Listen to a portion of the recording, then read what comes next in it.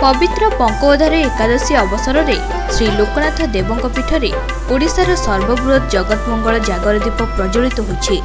पार्वती सागर निकट में यह दीप को विधायक जयंत कुमार षडंगी आनुष्ठानिक भाव दीप लगाई प्रज्वलित करथिले। पंकोधार एकादशी ठारू यह बृहत दीप शिवरात्रि पर्यंत प्रज्वलित हेबो। प्राय 6 फुट लंब 4 फुट ओसार एवं 2.5 फुट गभीर यह बृहत दीपरे प्राय 2.5 क्विंटल घी ढलाଯିब।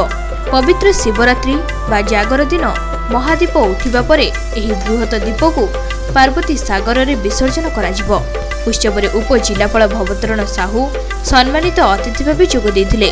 दीपर आयोजक समाजसेवी रामकृष्ण होतांक प्रत्यक्ष तत्वावधान रे कार्यक्रम परिचालित होइथिला।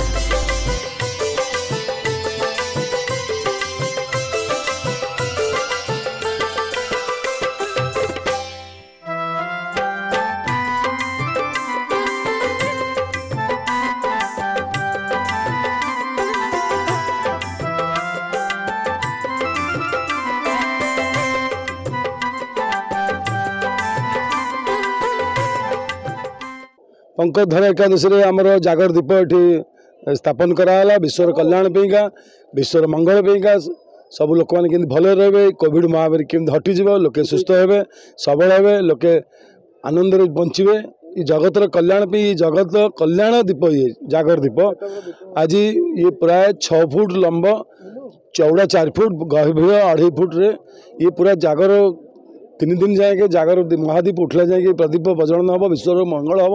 महाप्रभु भगवान महादेव ये स्वयं विराजमान करचंती। लोकनाथ बाबा तांको पीठरे बोधवे वर्ष वर्ष धरी सब वर्ष यही जागर दीप ये समस्ते मिसिकी विशेषकर रामकृष्ण होता तांकरी उद्यम रे तांको टीम तांको परिवार समस्ते उद्यम रे एक कार्यक्रम करुचंती। तांको परिवार मंगल हो महाप्रभु समस्त की घंट घड़ी रखी था कहार विपद न आसू समस्त खुशी बासी रहतु संसार मंगल हो कल्याण हो एति प्रार्थना प्रभु। जागर दीप यहाँ जगत मंगल जागर दीप पंकोधार एकादशी दिन ठू जागर शेत रात्र जाए यह लगे जगतर मंगल पे लगे। यही दीप 6 फुट लंबा 4.5 फुट ओसार 2.5 फुट डेप्थ रे प्रति वर्ष आज की 10 वर्ष है लगुच जगतर कल्याण पे मंगल पे यह लगी आसुची। 3 दिन धरी यह चलो भगवान शिव को लोकनाथ आशीर्वाद यह चली समस्त प्रचेषार सहयोग यह चली जगत सुखमय हो यह आमर कामना।